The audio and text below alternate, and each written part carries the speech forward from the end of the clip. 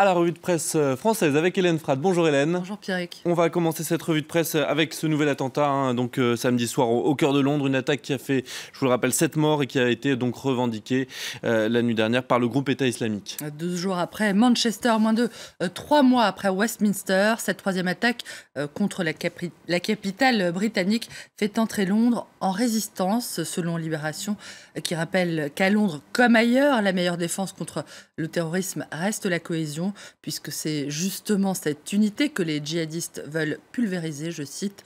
Pour eux, écrit Libé, c'est là que se niche l'ennemi, dans la justice, l'égalité et surtout la liberté.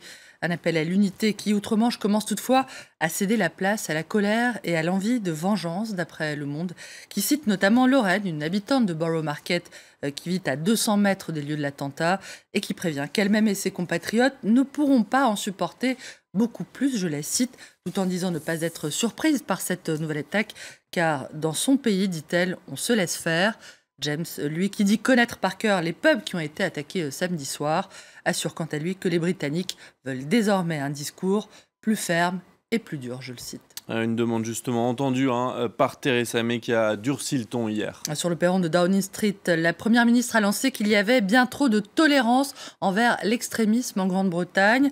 Theresa May veut éradiquer l'extrémisme, titre Le Figaro, qui précise qu'elle s'est engagée à empêcher l'idéologie islamiste de disposer d'un espace où se développer, notamment sur Internet. La chef du gouvernement, dont Le Figaro salue la fermeté affichée, jugeant que oui, il faut remettre en cause un angélisme bien ancré dans les consciences et cesser de croire que le communautarisme et les accommodements à la loi commune qui vont avec sont l'avenir du monde, je cite. Cette tolérance extrême dont les Européens maniaques de la repentance ont fait preuve depuis des années leur revient en boomerang, accuse le journal.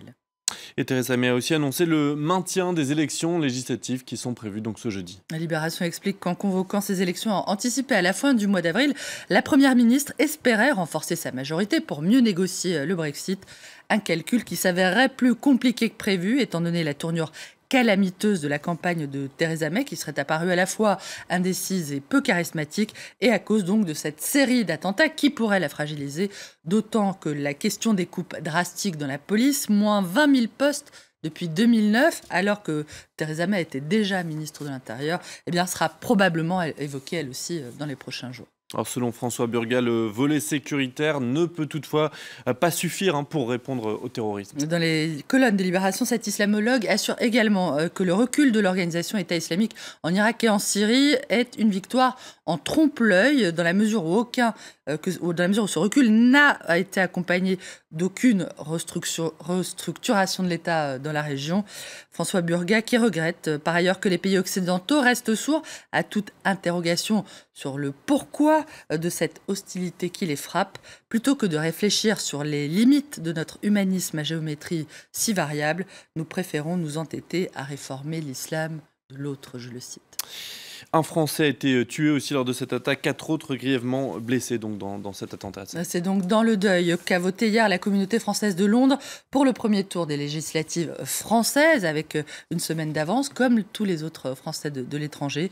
Une communauté encore sonnée par l'attaque de la veille, selon Le Monde, auquel Éric Courtier, à la City, dit son admiration face à la résistance incroyable de Londres, tandis que Florence, une professeure retraitée, confie elle son sentiment de vivre dans un pays qui aurait effectivement longtemps laissé les prêcheurs islamistes dire n'importe quoi, je la cite, au nom de la liberté d'expression. Et alors que le candidat d'En Marche arrive largement en tête de ce premier tour à Londres, en France, le gouvernement a déjà commencé à élaborer sa réforme du Code du travail. Et le Parisien dit avoir pu consulter le projet du gouvernement sur les ordonnances à venir.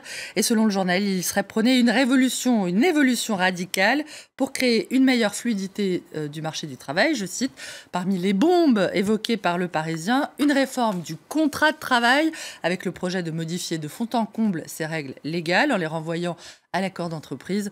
Un sujet jamais évoqué durant la campagne ni lors des rencontres avec les partenaires sociaux, selon le Parisien, qui affirme également que les syndicats n'ont jamais entendu parler non plus de l'ouverture du chantier sur la santé et la sécurité, également renvoyé aux accords d'entreprise. Allez, toute autre chose pour terminer.